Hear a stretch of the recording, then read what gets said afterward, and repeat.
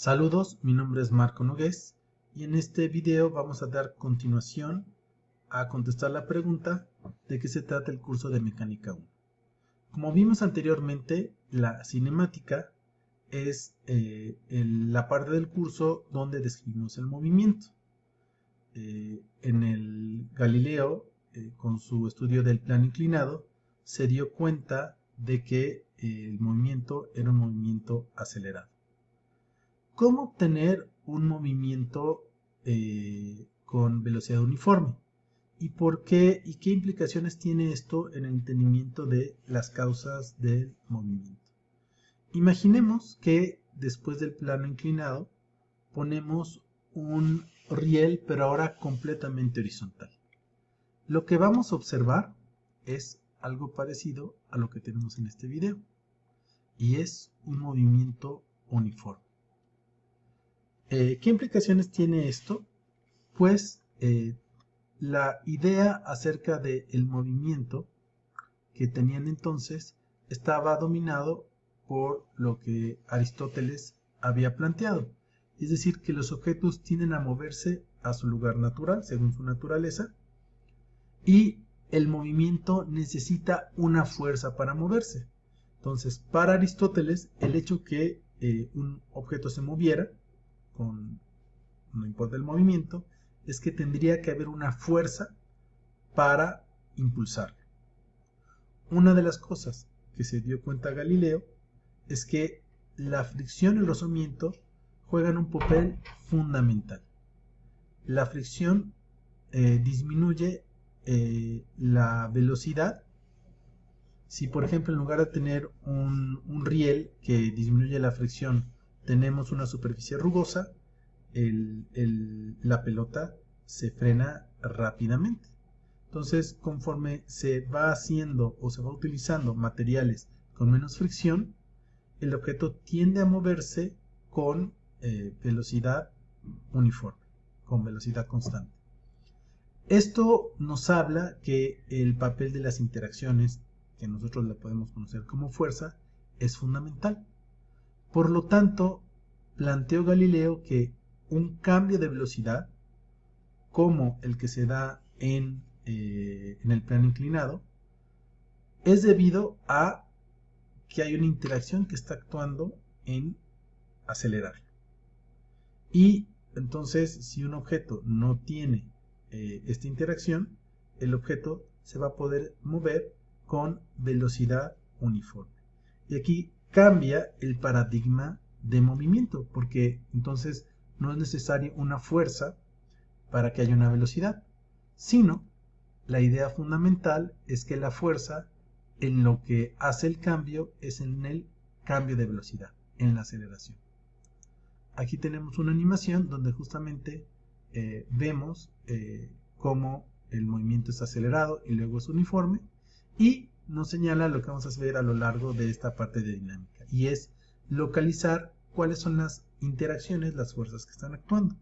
En este caso vamos a tener la fuerza de gravedad, que actúa hacia abajo y que se representa por un vector, y la fuerza normal, que es la interacción del plano inclinado con la pelota y que es perpendicular a la superficie. La suma vectorial me da entonces una fuerza neta o total con la misma dirección de la aceleración. En cambio, cuando tenemos un objeto en el plano horizontal, actúa la fuerza de gravedad, pero en este caso la fuerza normal, que es la interacción entre el plano horizontal y la bola, va a anular la acción de la fuerza de gravedad. Y entonces, al no haber fricción, porque recuerda que estamos considerando, es como si la suma de las fuerzas fuese igual a 0. Entonces, aquí tenemos dos principios muy importantes. El primero es el considerar que un objeto va a moverse con movimiento uniforme, a menos de que una interacción, una fuerza, cambie su estado de movimiento, que es cambiar la velocidad o la dirección. Y entonces, cuando hay un cambio de velocidad, ya sea de tamaño o de dirección, esto indica la presencia de una interacción, es decir, de una fuerza. Y esto lo podemos representar a partir de